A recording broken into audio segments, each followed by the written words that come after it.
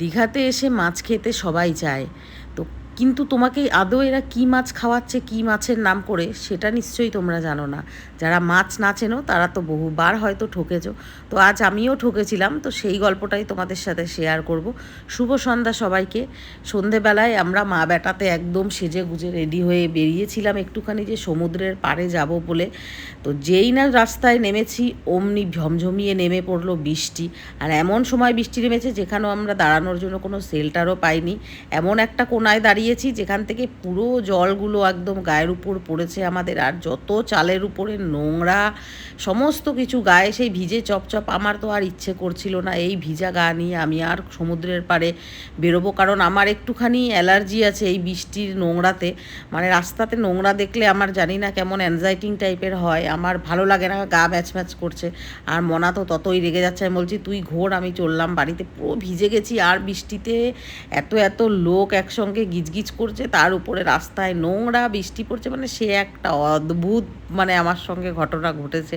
আমি যে কি করব, না পারছি যেতে রুমে, না পারছি মানে এই নোংরা সহ্য করতে। তবুও যাই হোক একটু গেলাম সমুদ্রের পাড়ে। অনেকেই এরকম ভিজে ভিজে সব তখন হোটেলে ফিরে আসছে, আর আমরা তখন গেলাম সমুদ্রের পাড়ে। কারণ এসছি প্রায় একদিন হয়ে গেল, অথচ একবারও সমুদ্রের পাড়ে আমরা যেতে পারিনি, কারণ আমরা ঘুরতে আসিনি, একটু বিশেষ কাজেই এসছিলাম। আর যেহেতু জোয়ার ছিল, জল এত উপরে চলে এসছে যে মানে দেখতে যেমন সুন্দর লাগছে ততটাই ভয়। আর এখন নাকি শুনছি নিউ দীঘাতে, কেউ কেউ বলছে, আমার জানা নেই, নিউ দীঘাতে নাকি এখন স্নান করতে দেয় না, ওল্ড দীঘাতে স্নান করতে যেতে হয়। আমি জানি না, এটার সম্পর্কে আমি বলতে পারবো না, কারণ আমি দিনের বেলায় যাইনি। তো দেখলাম পাথর টাথর পুরো অনেক দিয়েছে, এবার হয়তো জোয়ার আছে বলে জলটা উপরে এসছে বলে হয়তো বোঝা যাচ্ছে না। তো আমি মনা বলছিল স্নান করবে, আমি বললাম যে না, এখন স্নান করতে হবে না। তো আমি দাঁড়িয়েছি, আর জল এত উপরে আসছে যে আরও পুরো অর্ধেক ভিজেই গেলাম। কিন্তু সমুদ্রের পাড়ে এসে এই উত্তাল সাগরের ঢেউয়ে কিন্তু মন আর মানে আলাদাই একটা মনে আনন্দ আসে। আর সবাই কম বেশি একটু না একটু ভালোবাসে এরকম জল দেখতে। আর আস্তে আস্তে দেখছি জলের ঢেউ মানে বেড়েই আসছে, পুরো ভিজে যাচ্ছে, একদম গা হাত পা পুরো ভিজে গেছে। তো আমি লাস্ট একবার এসেছিলাম, আমার এটা নিয়ে দীঘাতে হয়তো 3বার আসা হলো। আমি এসেছিলাম লাস্ট 2022-এর 3 জানুয়ারিতে, 3রা জানুয়ারি 2022-এর, ওর বাবার সাথে এসেছিলাম। তো মনাকে সেটাই দেখালাম যে কোন হোটেলে আমরা স্টে করেছিলাম, সমস্ত কিছুই দেখালাম মনাকে। পুরনো মেমোরি কিছু মনে পড়ছিল, সেটাই আর কি মনাকে বলছিলাম দাঁড়িয়ে দাঁড়িয়ে। আর পূর্ণিমার চাঁদ আকাশে এত সুন্দর জল করছে, আর যখন ওই আলোটা যখন চাঁদের পড়ছে জলের উপরে, সে একটা আলাদা রকম সৌন্দর্য। এই সৌন্দর্যটাকে সবাই দেখার জন্য, সবাই মোবাইলে ক্যাপচার করার জন্য কিন্তু রেডি ছিল, খুব সুন্দর লাগছিল। তারপরে সমুদ্র থেকে বেরিয়ে সোজা চলে এলাম একদম মার্কেটে, নিউ দীঘা মার্কেট, যেটা ওপরের দিকে দেখবে মার্কেটটা থাকে। তো ওইখানে বৃষ্টিতে আর কি বলবো, প্যাচপ্যাচানিতে আর ভালো লাগছিল না। তো মনার একটু শখ গেছে মাছ ভাজা খাবে। আমি জানি এখানে মাছ ভাজার নামে কি কি খাওয়ানো হয়, আমার সেটা জানা আছে। তবুও মনা বলছে না না খাবো চলো, তো ও আসেনি। তো ওকে নিয়ে এসেছি যখন, মাছ ভাজা তো খাওয়াতেই হবে। তো বলছি যে কি কি মাছ খাবি, খা তুই। ও বলছে চিংড়ি মাছ খাবো, ও বলছে পমফ্রেট মাছ খাবো, ও বলছে এই যে সামনে যেটা রাখা আছে এগুলোকে এরা বলছে ভেটকি মাছ, ঠিক আছে, এরকম ছোট ছোট করে ভেটকি মাছ। তো তোমরা কি কোনো দিন কেউ শুনেছো যে ভেটকি মাছে চামড়া থাকে? ভেটকি মাছে পাঙাশ মাছের মতন মোটা চামড়া থাকে। এই যে লম্বা করে করে এগুলো ফিলেগুলো করে রেখেছে, এগুলো উল্টে রেখেছে, মাছের যে সলিড পিসটা আছে যেটা, সেই দিকটা উল্টে এরা মশলা দিয়ে রেখেছে। আর ব্যাক সাইডটা যেটা উল্টানো আছে সেটা হলো কিন্তু পাঙাশ মাছ। এই দেখো বড় বড় পিসগুলো যেখানে এখানে চাকা চাকা করে রাখা আছে, এগুলো সব কিন্তু পাঙাশ মাছ। এগুলোকে ভেটকি বলে চালাচ্ছে, এবারে খাচ্ছে মানুষ, আমি দেখছি।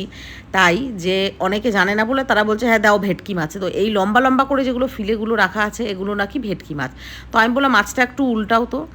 যেই না মাছটা উল্টালো আমি দেখলাম যে পিছনে এমনি চামড়া, মানে চামড়া লেগে আছে, যেটা পাঙাশ মাছের চামড়া থাকে, যেটা মানে যেই চামড়াটা মোটা।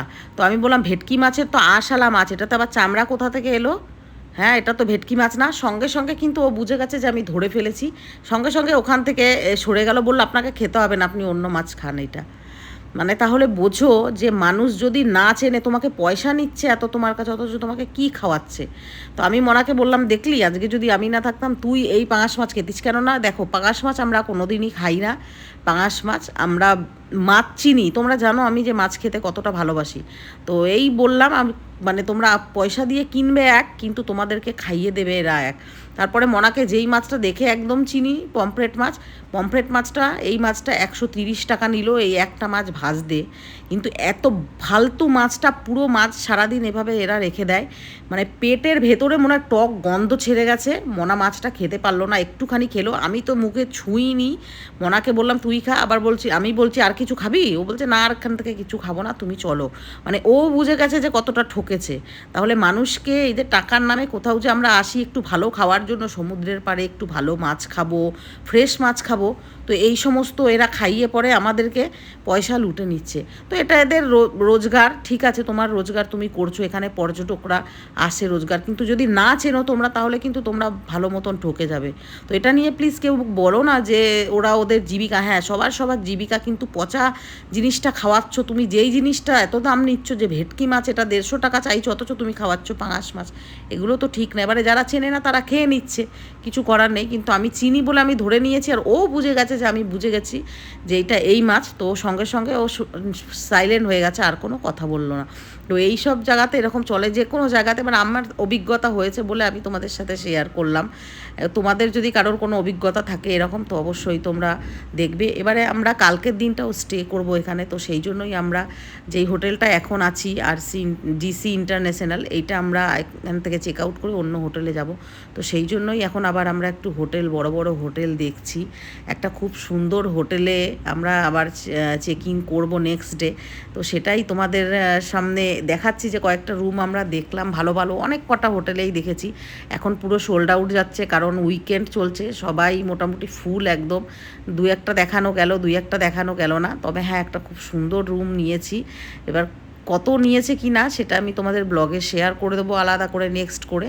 তো এখন রুমগুলো জাস্ট দেখে নাও কত সুন্দর লাগছে, একদম পুল ভিউ রুম যাকে বলে। মনার খুব ইচ্ছা যে সুইমিং পুলে স্নান করবো। আমরা যেই হোটেলটাতে আছি সেটাতেও সুইমিং পুল আছে, কিন্তু কেউ যেহেতু স্নান করছে না, ওই জন্য মনা একাও আর নামবে না এখানে, বলছে স্নান করতে। না হলে তো তোমাদের দেখাতাম, মনা এনজয় করছে। আমার অতটা ভালো লাগে না জল টল, আমি জল না, আমি বললাম তুই স্নান করবি আমি ক্যামেরা করে দেবো, তাতে হবে না, বলছে কেউ যদি না স্নান করে আমি একা কী করব। আর সমুদ্রের এখন স্নান করা, এই পুরীর সমুদ্রটা জল খুব পরিষ্কার, কিন্তু দীঘার সমুদ্রেতে কে জানে জলটা ঘোলাটে বঙ্গোপসাগর, তো ওই জন্য আমার অতটা ভালো লাগে না। পুরীর সমুদ্রে আমি খুব এনজয় করেছি, খুব ভালো লেগেছে। তো যাই হোক, এইখানে যে এই বড় হোটেলটা আবার নিয়েছি আমরা, নেক্সট ডে যেদিন চেক ইন করবো সেদিন তোমরা দেখতে পারবে যে কেমন রুম, কীরকম পুল, সমস্ত কিছু ডিটেলস একদম শেয়ার করব। তো আজকের মতন এইখানে রুমগুলো দেখে গেলাম এবং বুক করে গেলাম, সমস্ত কিছু দেখতে পারবে নেক্সট ব্লগে। তো দেখে পরে আমরা চলে যাব আমাদের হোটেল রুমে, ওখানে গিয়েই রাত্রেবেলায় ডিনারটা অর্ডার করব মোটামুটি। আর বৃষ্টিতে পুরো আমাদের সমস্ত কিছু প্ল্যান মাটি করে দিল, আমরা কোথাও হয়তো আর ঘুরতে বেরোতে পারবো না, কিছুই যাওয়া হয়নি, না আমরা ওল্ড দীঘায় যেতে পারলাম, না মোহনা, শঙ্করপুর, না ঢেউসাগর, কোথাও যেতে পারিনি। দেখি কালকে যদি ওয়েদার ঠিক থাকে তাহলে হয়তো একটু বেরোবো, যদি আর না হলে হোটেলে বসে বসেই সময় কাটাতে হবে।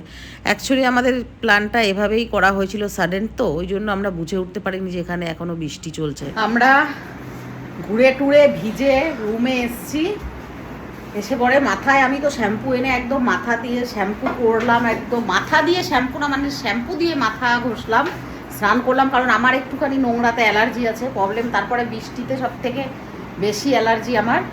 তো এখন আমার ছেলে আমার ক্যামেরা ঠিক করে দিচ্ছে, আমি নাকি সবসময় টেরা ক্যামেরা ধরি।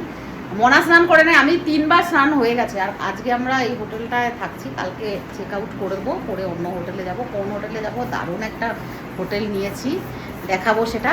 আর আমরা রুমেই খাবার অর্ডার দিয়েছি, আর যাবো না খেতে, ভীষণ টায়ার্ড শরীর, দৌড়ে বেড়াচ্ছি, কিচ্ছু ঘুরতে পারিনি এখনও। কালকের দিনটা হাতে আছে, কালকের দিনটা যেটুকু পারবো ঘুরবো। ওই শঙ্করপুর, মোহনা এগুলোতে আর যাবো না, কেননা এগুলো যাওয়া পসিবল না, এগুলো গাড়িতে করে আসলে হয়। আমাদের এগুলো ঘোরা আছে, আর দরকার নেই। যে দেখি ঢেউসাগর, ওল্ড দীঘা, এগুলো যতটা কভার করতে পারবো কালকে যদি পারি, ওয়েদার যদি ঠিক থাকে তবেই করব, না হলে রুমে বসেই চিল করবো। তো আমরা খাবার অর্ডার দিয়েছি, কি খাবার অর্ডার দিয়েছি চলো দেখে নাও।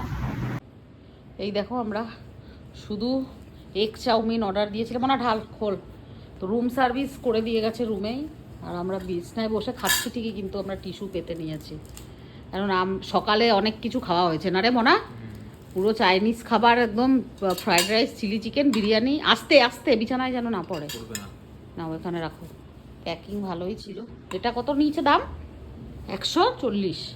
140 আর জিএসটি আছে নাকি? আমাকে এটা দিবি না নাকি?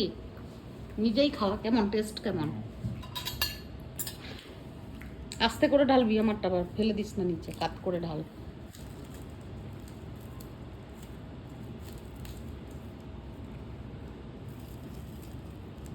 এটা আস্তে করে ঢাল আবার। হ্যাঁ, তো খাওয়া যাক। কেমন রে? ঠিক আছে।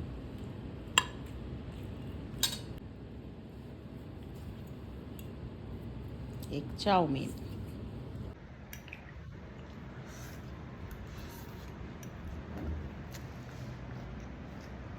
ঠিকঠাক, অতটাও খাস না না রে। আমরা ডিনারটা কমপ্লিট করি, তোমরা ততক্ষণ যাও। আমার বাকি ভিডিওগুলো দেখে নাও, দীঘার অলরেডি পোস্ট হয়ে গেছে। আর যদি ভালো লেগে থাকে তো অবশ্যই ছেড়ে যাওয়ার আগে লাইক, কমেন্ট, শেয়ার করতে ভুলবে না। দেখা হচ্ছে কাল নতুন একটা তরতাজা ভিডিওর সঙ্গে। তো আজকের মতো টাটা, গুড নাইট।